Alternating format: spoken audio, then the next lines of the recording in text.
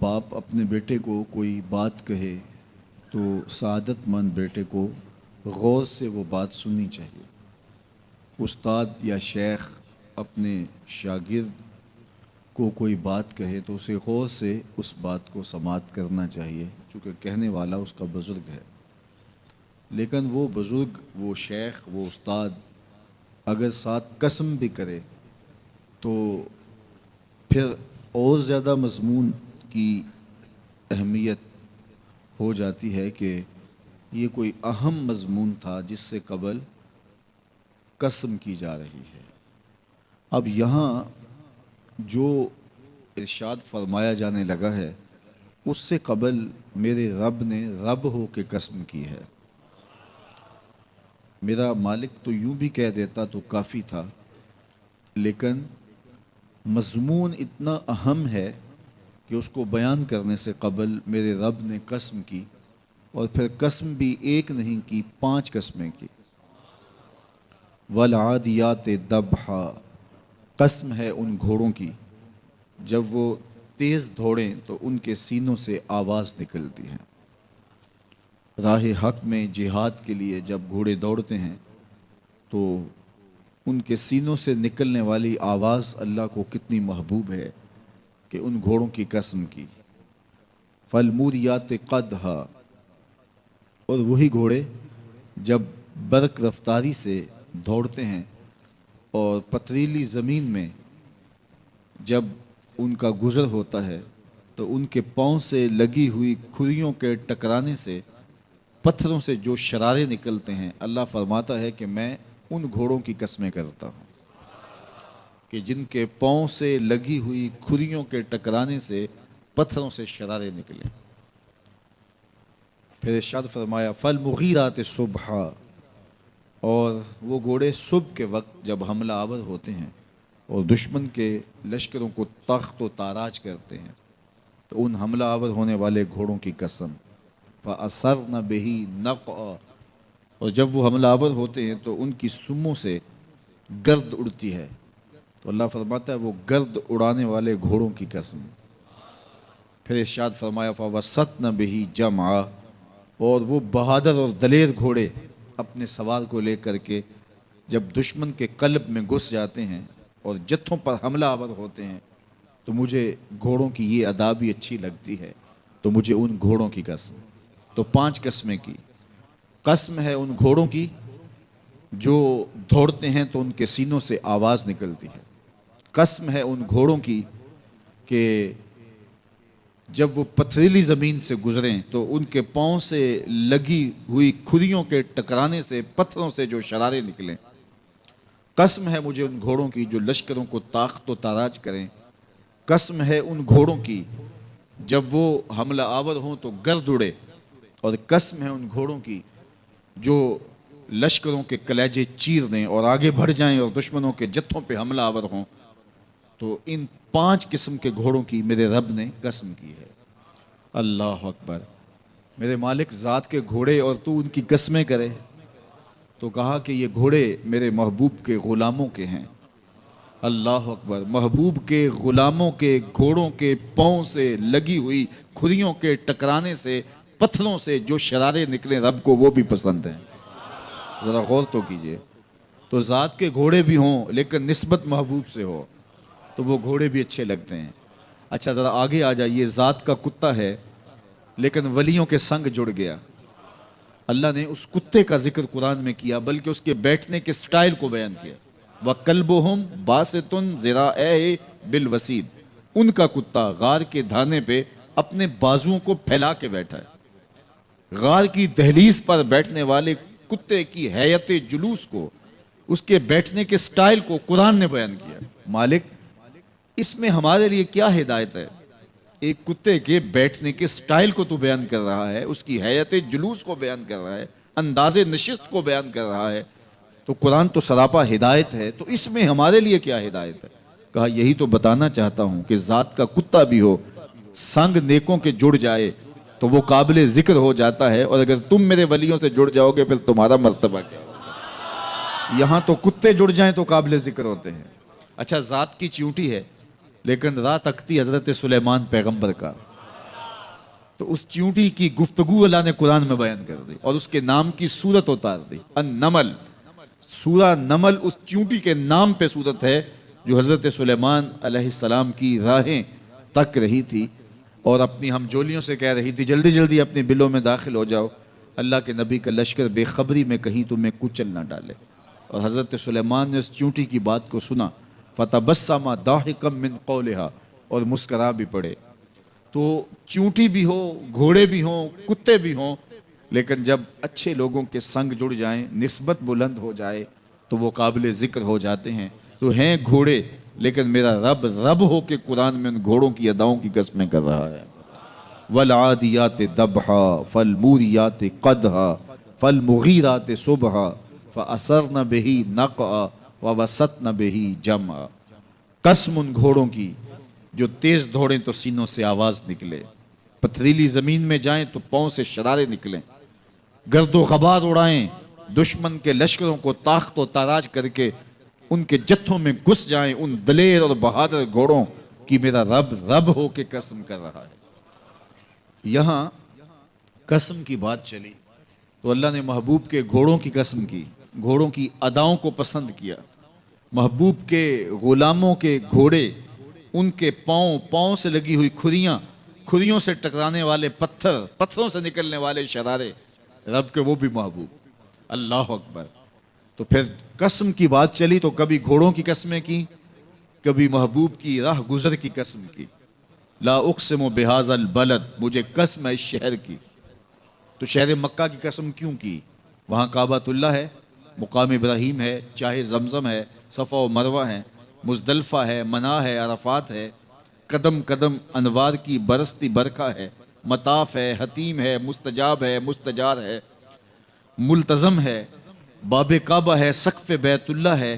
قدم قدم پہ انوار برس رہے ہیں. شاید میرے رب نے قسم اس لیے کی ہو، شاید قسم اس لیے کی ہو، لیکن میرا رب کہتا ہے لا اقسم بہذا البلد، مجھے قسم ہے شہر کی، یعنی شہر مکہ کی. کیوں؟ یہاں کعبۃ اللہ ہے، یہاں مقام ابراہیم ہے، یہاں مزدلفہ ہے، منا ہے، عرفات ہے. کیوں قسم؟ وانت حل بہذا البلد، محبوب اس شہر کی گلیوں نے تیرے قدم چومے. اے انت مقیم فی ھذا البلد، امام قرطبی نے اس کا مفہوم بیان کیا. محبوب آپ کی اقامت اس شہر میں ہے، آپ کے سانسوں کی خوشبو سونگھی ہے شہر کی فضاؤں نے، اس لیے مجھے شہر کی قسم کہ محبوب یہاں تم جو رہتے ہو. اللہ اکبر. تو محبوب کے شہر کی قسم کی. والعصر، محبوب کے زمانے کی قسم کی. والضحیٰ، محبوب کے چہرے کی قسم کی. واللیل، محبوب کی لٹکتی زلفوں کی قسم کی. کبھی کہا محبوب تیرے چہرہ زیبا کی قسم، کبھی کہا تیری زلف عنبری کی قسم، کبھی کہا تیرے شہر نور کی قسم، کبھی کہا تیرے زمانہ حسین کی قسم. اور پھر قسم کا باب چلا تو بات کہاں تک پہنچی.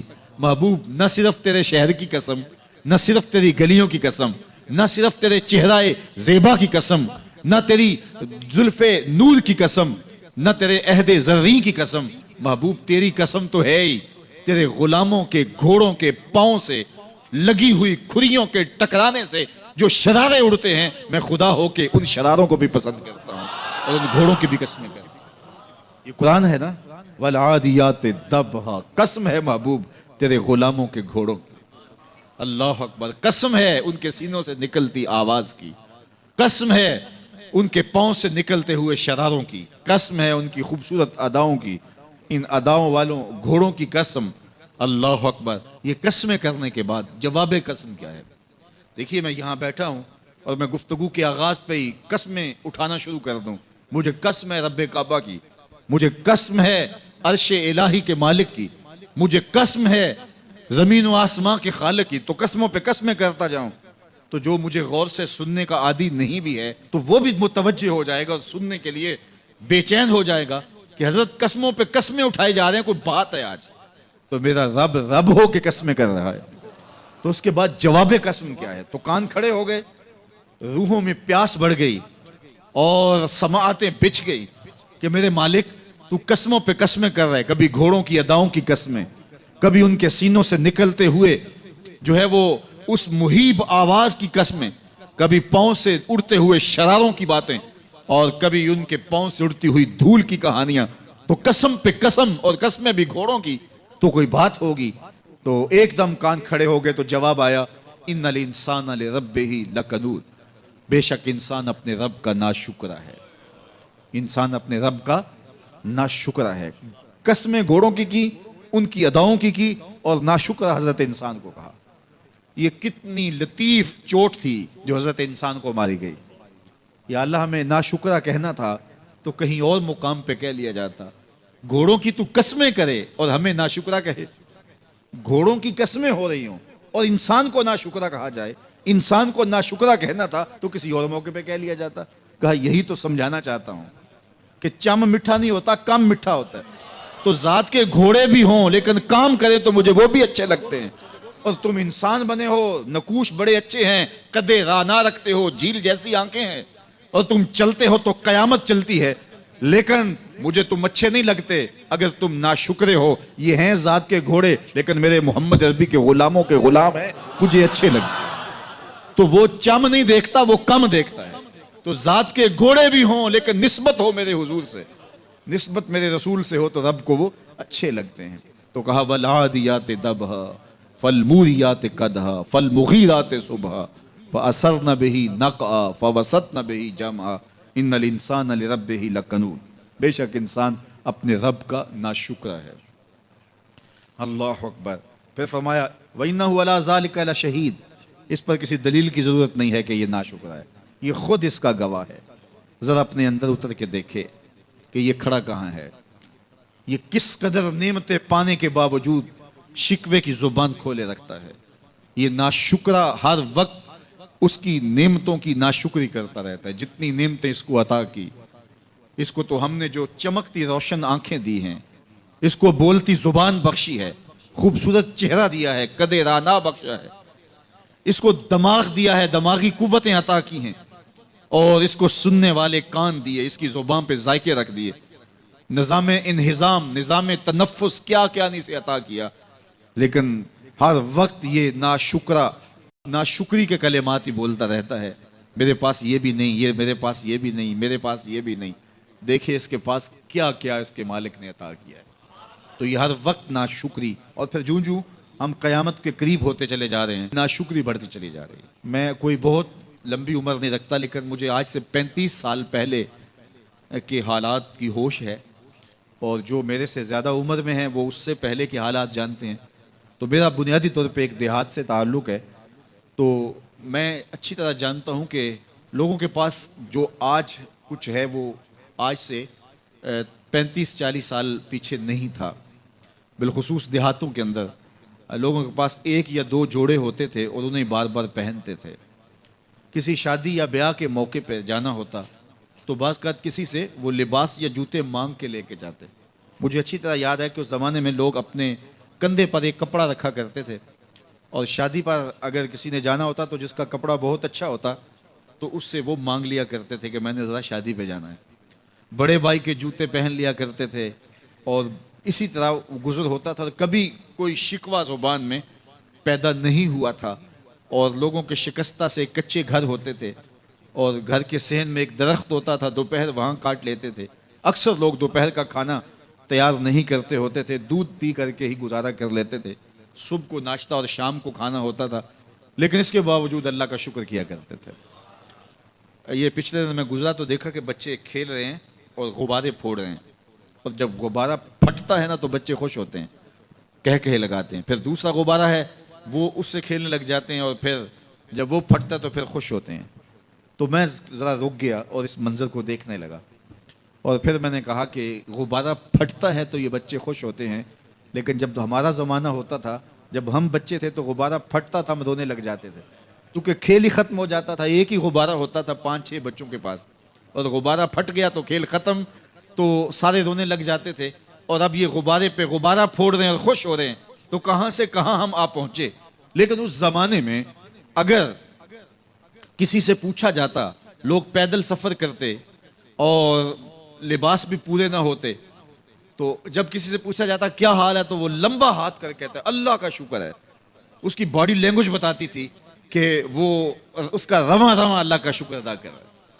تو اس کا لہجہ بتاتا تھا، اس کا انداز بتاتا تھا کہ وہ اللہ کا شکر کس گہرائی قلب سے کر رہا ہے۔ تو وہ کہتا ہے اللہ کا شکر ہے۔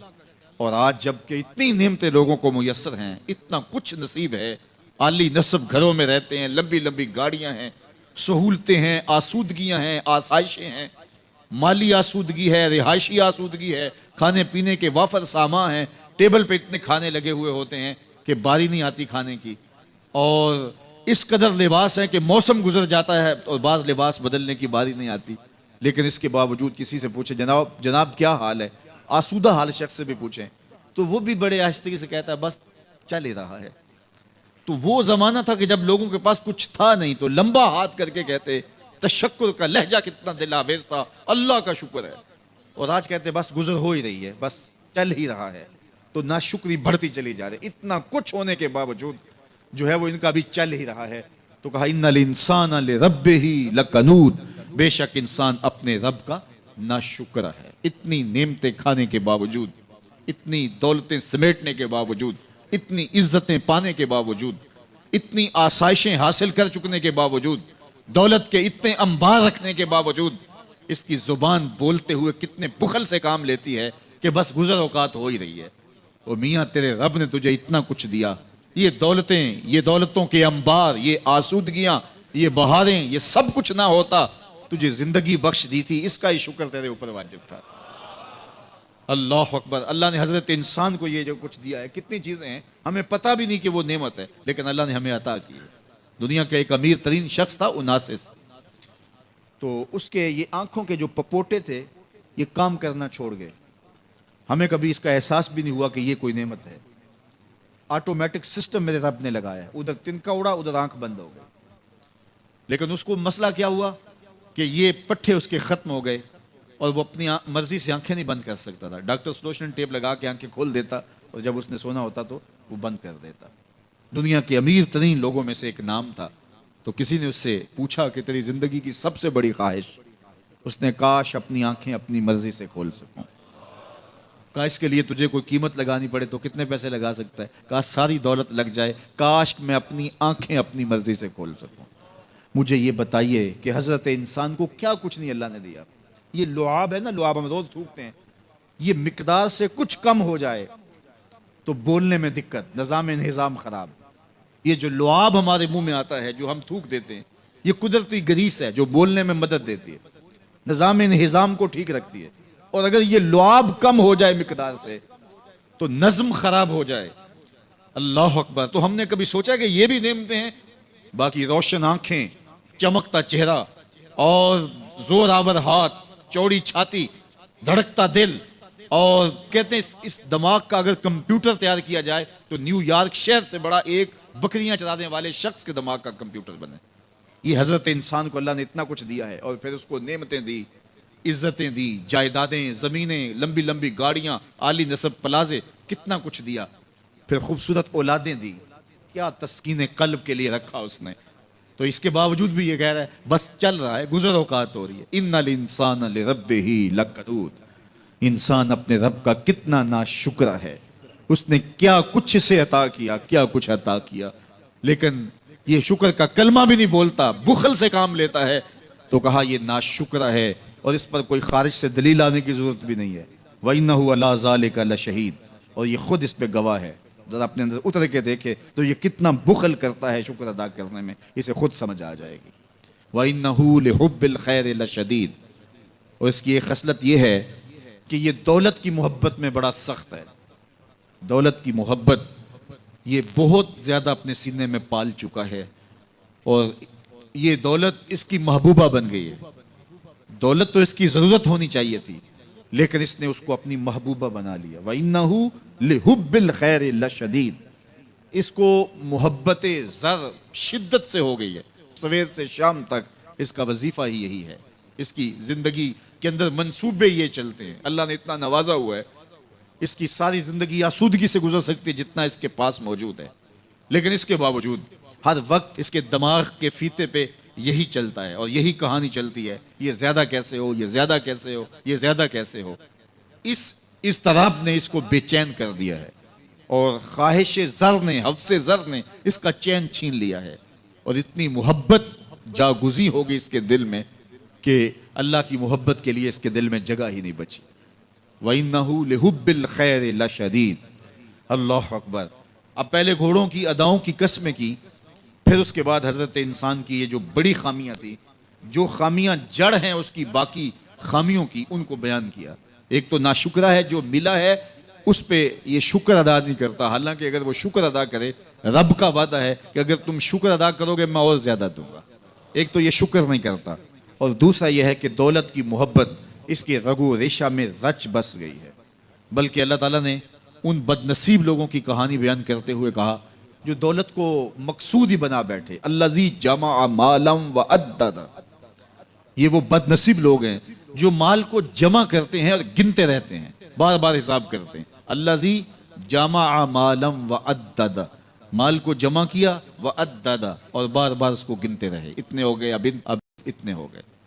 اللہ کلا لینبذن فی الحطام، پہلے شرف میں الذی جمع مالا وعدد یحسب ان مالہ اخلد، یہ گمان کرتے ہیں کہ ہمارا مال ہمیں لافانی کر دے گا، مال کی کثرت سے ہم محفوظ ہو جائیں گے اور ہمارا کچھ نہیں بگڑے گا، دولت اتنی ہوگی تو ہم ہر طرح سے حفاظتوں کے حصار میں آ جائیں گے، ہمارا مال ہمیں لافانی کر دے گا۔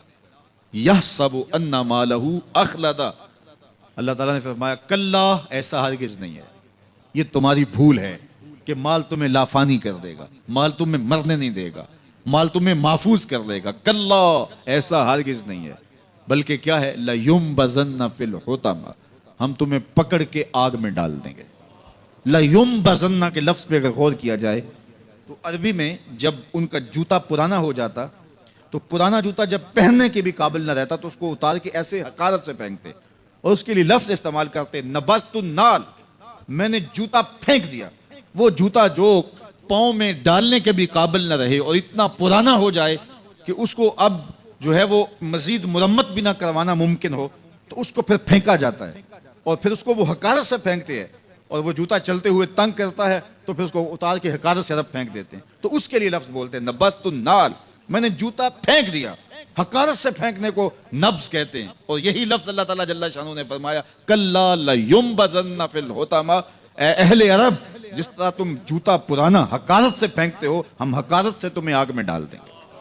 کلا لینبذن فی الحطمہ، یہ ان مالداروں کی کہانی ہے جنہوں نے مال کو اپنا معبود بنا لیا، مال کو اپنا مقصود بنا لیا، مال مال مال، ہر قدر پامال کر دی، ہر قدر کی قربانی دے دی مال کے بدلے، اور مال ہی ان کا مقصود بن گیا، اور یہ سمجھے کہ یہ مال جو ہے وہ ان کو لافانی کر دے گا، ان کو مرنے نہیں دے گا، ان کے لیے حفاظتی حصار بن جائے گا۔ کلا لینبذن فی الحطمہ وما ادراک ما الحطمہ، اللہ فرماتا ہے جانتے ہو جس حطمہ میں، جس آگ میں تمہیں ڈالا جائے گا وہ آگ کیا ہے؟ ما الحطمہ، کیا تمہیں پتہ ہے وہ حطمہ کیا ہے؟ پھر خود فرمایا نار اللہ الموقدۃ التی تطلع علی الافئدہ، یہ اللہ کی جلائی ہوئی آگ ہے جو دل کھا جائے گی، جو کلیجے چاٹ جائے گی۔ تو حب زر، یہ حب دولت اور حب دنیا، یہ تمام برائیوں کی جڑ ہے، تو اس لیے اپنے اندر سے محبت زر کو نکالنے کی کوشش کیجئے اگر کہیں آپ کو داخل ہوتی محسوس ہو رہی ہے، اور حب دولت کو نکالنے کے لیے زکوٰۃ، صدقات، اسلام نے ہمیں یہ نظم دیا ہے۔ اقبال نے کہا تھا حب دولت تلف می سازت زکوٰۃ، زکوٰۃ حب دولت کو زائل کرتی ہے، جب اللہ کی راہ میں لٹاؤ گے تو اس سے کم بھی نہیں ہوگا۔ میرے حضور نے 3 چیزیں قسم کر کے کہیں، حضرت ابو کبشہ الانماری رضی اللہ تعالیٰ عنہ سے مروی ہے، میرے حضور نے ارشاد فرمایا اگر کوئی شخص کسی کو معاف کر دیتا ہے تو اس کی عزت کم نہیں ہوگی، میں محمد اللہ کی قسم اٹھاتا ہوں۔ دوسری بات میرے حضور نے فرمائی کہ جو شخص مانگنے لگ جاتا ہے، سوال کا دروازہ کھول لیتا ہے، اللہ اس کے لیے محتاجی کا دروازہ کھول دیتا ہے، اس کی کبھی کمی پوری نہیں ہوتی۔ اور تیسری بات میرے حضور نے قسم کر کے کہی ما نقص مال عبد من صدقہ، کہا میں اللہ کی قسم اٹھا کے کہتا ہوں کہ صدقے سے مال کم نہیں ہوتا، صدقے سے مال گھٹتا نہیں ہے۔ تو ایک تو مال بھی نہیں گھٹے گا، یہ ضمانت کس کی ہے؟ میری نہیں ہے، یہ رسول اللہ کی ضمانت ہے۔ ایک تو مال بھی کم نہیں ہوگا، اور دوسرا یہ ہے کہ حب دولت ختم ہوگی۔ حب دولت تلف میسازت زکوٰۃ، یہ ماہ سیام آ رہا ہے تو زکوٰۃ سے حب دولت کو کم کیجئے، بلکہ صدقات دیجئے، نفلی صدقات کیجئے، غرباء کی مدد کیجئے، مساکین کی مدد کیجئے، اپنے غریب محتاج رشتہ داروں پہ غور کیجئے، ان کی مدد کیجئے۔ اپنی ہمسائیگی میں دیکھیے، پردے سے مدد کیجیے، ان کی عزت نفس بھی مجروح نہ ہو۔ یہ جو نمائش لگا کے 10 اخباروں میں چھپوا کے لوگوں کی مدد کرتے ہیں، اس سے گریز کیجیے۔ کبھی سوچیں کہ اگر آج کسی کی بیٹی لائن میں کھڑی ہے تو کل اگر یہ مرحلہ میری بیٹی کے لیے آ جائے تو پھر میرا مزاج کیا ہوگا۔ تو عزت نفس کا خیال رکھیے، لوگوں کی غربت کا تماشا نہ اڑائیے، اور لوگوں کی جو ہے وہ محتاجی کو اپنی تسکین کا ذریعہ نہ بنائیے۔ یہ تو اللہ نے تمہیں دیا اور انہیں نہیں دیا، اور وہ آزمائش کی گھڑی میں کھڑے ہیں، تم ان کے ساتھ کھڑے ہو جاؤ۔ تو لوگوں کی مدد کیجیے، دکھیوں کے کام آئیے، مساجد کی جو ہے وہ تعمیر کیجیے، مدارس دینیہ کے ساتھ وابستہ رہیے، اور لوگوں کی فلاح کے لیے، بہتری کے لیے کام کیجیے۔ اللہ نے آپ کو دیا ہے، یہ مال یہاں رہ جانا ہے۔ میرے حضور نے فرمایا، ابن آدم کہتا ہے میرا مال میرا مال، اس کا مال وہ ہے جو اس نے کھایا یا پہنا اور پرانا کر دیا یا آگے بھیج دیا، باقی اس کا نہیں ہے، وہ وارثوں کا ہے۔ مرتے ہی ورثہ بن جائے گا، مرتے ہی ترکہ بن جائے گا۔ کفن بھی میلا نہیں ہونے دیں گے کہ بعض اولادیں تو بانٹ لیتی ہیں۔ اللہ اکبر، وہ گھر جو ان کے لیے بنایا تھا، ایک رات بھی تجھے اس گھر میں رکھنے کے لیے تیار نہیں ہوں گے۔ آج تیرا نام چھن گیا، آج کوئی یہ نہیں کہتا کہ پیچھے اس امام کے اور حاضر اس چودھری صاحب کے، حاضر اس میت کے۔ آج تو ڈیڈ باڈی بن گیا، آج تو میت بن گیا۔ آج خان صاحب، ملک صاحب، چودھری صاحب، پیر صاحب، مفتی صاحب، تیرے سارے ٹائٹل چھین لیے گئے۔ آج پیچھے اس امام کے اور دعا واسطے حاضر اس میت کے، آج تو میت بن گیا۔ آج تیرا لباس بھی پھاڑ کے اتارا ہے، آج تیرے انگوٹھے باندھ دیے گئے ہیں، ناک میں روئی ٹھونس دی گئی ہے۔ آج تو غسال کے رحم و کرم پہ ہیں، وہ تجھے ادھر الٹ دے یا ادھر پلٹ دے، اب تیرے پاس کوئی اختیار ہی باقی نہیں رہا۔ میاں صاحب بولے، جان دیواری ڈرونا بنے ہو تے ہاتھ نہ لاندے ڈرتے۔ آج اولاد بھی دور ہے، پوتے اور پوتیاں بھی ڈرتی ہیں۔ جان دیواری ڈرونا بنے ہو تے ہاتھ نہ لاندے ڈر دے، جنہ لئی تو پاپ کمائے اج کتھے نہیں تیرے کر دے۔ آج سارے چلے گئے، تو آج اپنے ہاتھ سے اپنی زندگی کو سنوارنے کے عمل کی طرف بڑھیں اور راہ خدا میں خرچ کریں، دکھیوں، مجبوروں اور لاچاروں کے کام آئیں۔ اللہ آپ کی مدد کرے گا اور حب دنیا کم ہوگی۔ اللہ تعالیٰ جل شانہ نے سورہ عادیات میں پہلی 5 آیات میں قسمیں کی، پھر 3 آیات میں جو ہے وہ حضرت انسان کی وہ کمیاں، کوتاہیاں جن کی بنیاد پر باقی گناہ سرزد ہوتے ہیں ان کو بیان کیا، اور اس کے بعد پھر علاج بھی قرآن نے بتایا، اور کس قدر اس کو چوٹ لگائی۔ افلا یعلم اذا بعثر ما فی القبور وحصل ما فی الصدور ان ربهم بهم یومئذ لخبیر۔ افلا یعلم اذا بعثر ما فی القبور، اے اکڑ کے چلنے والے، اے ناشکر انسان، اے دولت کے پجاری، وہ وقت یاد کر جب تو قبر سے اٹھایا جائے گا۔ اس وقت کفن بھی چھین لیا جائے گا۔ اب سب کو چھین لیا گیا، دولت، بینک بیلنس، تیری جائیدادیں، پلازے، گاڑیاں، گھر، کوٹھیاں، بنگلے، سب کو یہیں رہ گیا، صرف ایک چادر کفن کی لے کے جا رہا ہے۔ لیکن جب قبر سے اٹھایا جائے گا، یہ کفن کی چادر بھی رہ جائے گی، برہنہ اٹھایا جائے گا۔ اللہ اکبر، نہ پاؤں میں جوتے، نہ سر پہ پگڑی، نہ بدن پہ کپڑا، برہنہ اٹھایا جائے گا۔ سیدہ عائشہ رضی اللہ تعالیٰ عنہ نے سنا تو کانپنے لگی، عرض کی حضور قبر سے برہنہ اٹھائے جائیں گے تو ایک دوسرے سے حیا نہیں آئے گی؟ فرمایا عائشہ معاملہ اس سے بھی آگے ہے، کسی کو ہوش ہوگی تو حیا آئے گی، ہوش اڑے ہوئے ہوں گے، خوف قیامت طاری ہوگا، قبروں سے یوں لوگ اٹھائے جائیں گے۔ افلا یعلم اذا بعثر ما فی القبور، اب بوسرا کا جو مفہوم ہے، جو ترجمہ اور معنی ہے وہ تو رہے، بوسرا کا جو صوتی آہنگ ہے، جب بولتے ہوئے ایک جھٹکا لگتا ہے تو قبروں سے اٹھتے ہوئے لوگوں کی کیفیت معلوم کرنے کے لیے بوسرا کا صوتی آہنگ ہی کافی ہے۔ افلا یعلم اذا بعثر ما فی القبور وحصل ما فی الصدور، حصلہ کے اوپر جو تشدید ہے، یہ معنی کو کتنی خوبصورتی کے ساتھ ایک مجسم پیکر میں سامنے لا رہی ہے۔ اللہ فرماتا پھر وہ وقت آئے گا جو سینے میں ہوگا وہ تشت ازبام ہو جائے گا۔ آج آپ مجھے نیک سمجھتے ہیں، میں آپ کو اچھا سمجھتا ہوں، لیکن میرے سینے کے اندر کیا چل رہا ہے یہ آپ کو نہیں پتا۔ یہ میں تقریر چہک چہک کے کر رہا ہوں، اس کے پیچھے کیا ہے؟ میں آپ کے دل اپنی جانب موڑنا چاہتا ہوں، آپ کی جیبیں خالی کرنا چاہتا ہوں، یا میں آپ کے سامنے پاک اور ستھرا اور بڑا جو ہے وہ نیکوکار بننا چاہتا ہوں، یا میرا مقصد رضائے الہی ہے؟ یہ مجھے پتہ ہے، آپ کو نہیں پتہ۔ آپ کہاں ہیں، کہاں کھڑے ہیں، میں آپ کو اچھا سمجھتا ہوں، لیکن آپ کو پتہ ہے کہ ہم کہاں کھڑے ہیں، لیکن قیامت کے دن یہ ساری چیزیں سامنے آ جائیں گی۔ وَحُصِّلَ مَا فِي الصُّدُورِ، اور سورہ الطارق میں فرمایا یوم تبل السرائر فما لہ من قوت ولا ناصر، اس دن سارے راز کھول دیے جائیں گے اور کوئی طاقت نہیں ہوگی جو ان رازوں کو کھلنے سے روک سکے گا۔ آج طاقتور کی بات نہیں کھلتی اور کمزور کی بات اچھال دی جاتی ہے، لیکن وہ وقت آنے والا ہے یوم تبل السرائر فما لہ من قوت ولا ناصر، نہ زور کے بل پہ، نہ زر کے بل پہ، نہ کسی اور بل پہ کسی کام کو روکا جا سکے گا، ہر شے تش تش بام ہو جائے گی۔ وہ کتنا سخت دن ہوگا، اے داور حشر میرا نامہ اعمال نہ پوچھ، اس میں کئی پردہ نشینوں کے بھی نام آتے ہیں، تو وہ کتنا سخت دن ہوگا۔ وَحُصِّلَ مَا فِي الصُّدُورِ إِنَّ رَبَّهُمْ بِهِمْ يَوْمَئِذٍ لَخَبِيرٌ، بے شک ان کا رب اس دن ان سے خوب باخبر ہوگا۔ وہ آج بھی باخبر ہے، لیکن آج کئیوں کو یقین نہیں کہ وہ باخبر ہے، لیکن اس دن سب کو یقین ہو جائے گا کہ میرا رب اس سے باخبر ہے۔ جب پرانی تصویریں چلنا شروع ہو جائیں گی، جب ساری ویڈیو سامنے آ جائے گی، زندگی میں جو کیا، تنہائی میں، اعلانیہ، خفیہ، جہاں جہاں جو کیا، داد عیش دی، سب کچھ تش تش بام ہوگا، سب کچھ جو ہے وہ سکرین پہ چل رہا ہوگا، کوئی چیز بھی تش تش بام ہونے سے نہیں رہ جائے گی۔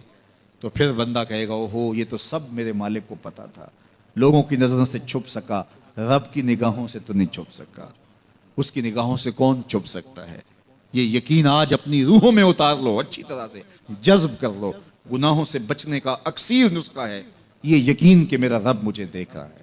یہ یقین جب روح میں جم جائے، خیالوں میں اتر جائے، اعتقاد کا پختہ حصہ بن جائے، پھر بند کوٹڑی میں بھی جرم نہیں ہو سکتا کہ میرا مالک تو مجھے دیکھ رہا ہے۔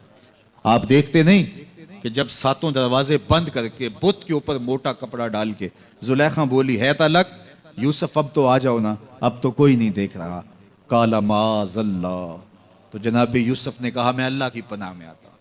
اللہ اکبر، تو دروازے بند کر کے لوگوں کی نظروں سے چھپ گئی ہے، اور بے نور آنکھیں رکھنے والے اس پتھر کے بت سے بھی حیا کرتی ہے اور اس پہ بھی پردہ ڈال لیا ہے۔ جب تو اس جھوٹے خدا سے حیا کرتی ہے، میں سچے خدا سے حیا کیوں نہ کروں جو ساتویں کوٹھڑی میں بھی دیکھتا ہے۔ اتنی روشنیاں برسی کہ گناہ کا تصور بھی محال ہو جاتا ہے۔ تو یہ یقین کہ میرا اللہ مجھے دیکھ رہا ہے، یہ انسان کی زندگی میں نظم پیدا کرتا ہے۔ آنے والا موسم ماہ سیام رمضان المبارک، یہ ہماری زندگی کے اندر یہ نور داخل کرتا ہے کہ میرا اللہ دیکھ رہا ہے۔ کڑکتی دھوپ، برستی گرمی، زباں کانٹا، ہونٹ خشک، گلا خشک، دروازہ مکفل، ٹھنڈا پانی دستیاب، لیکن ایک گھونٹ بھی حلق سے نیچے نہیں اتارتے کہ میرا اللہ دیکھ رہا ہے۔ وضو کرتے بھی احتیاط کرتے ہیں کہ میرا اللہ مجھے دیکھ رہا ہے۔ کرتے ہیں کہ نہیں کرتے؟ یہ نور ملتا ہے کہ نہیں ملتا؟ اس کو پھر جذب کر لینا چاہیے تاکہ یہ زندگی میں چھا جائے، کیونکہ جو رمضان میں دیکھتا ہے وہ غیر رمضان میں بھی دیکھتا ہے۔ اور پھر پانی نہیں پیتے کہ اللہ دیکھ رہا ہے، کھانا نہیں کھاتے اللہ دیکھ رہا ہے، لیکن جب آنکھ بھٹکتی ہے تو اس وقت اللہ نہیں دیکھتا، جب خیال بہکتا ہے تو اس وقت اللہ نہیں دیکھتا، رشوت میز کے اوپر سے لے رہے ہوں یا نیچے سے لے رہے ہوں تب نہیں اللہ دیکھ رہا ہوتا، اللہ صرف کھانے اور پینے کو دیکھ رہا ہوتا ہے۔ یہ جو ایک نور آیا ہے اس کو جذب کر لیں، پوری زندگی میں پھیلا لیں۔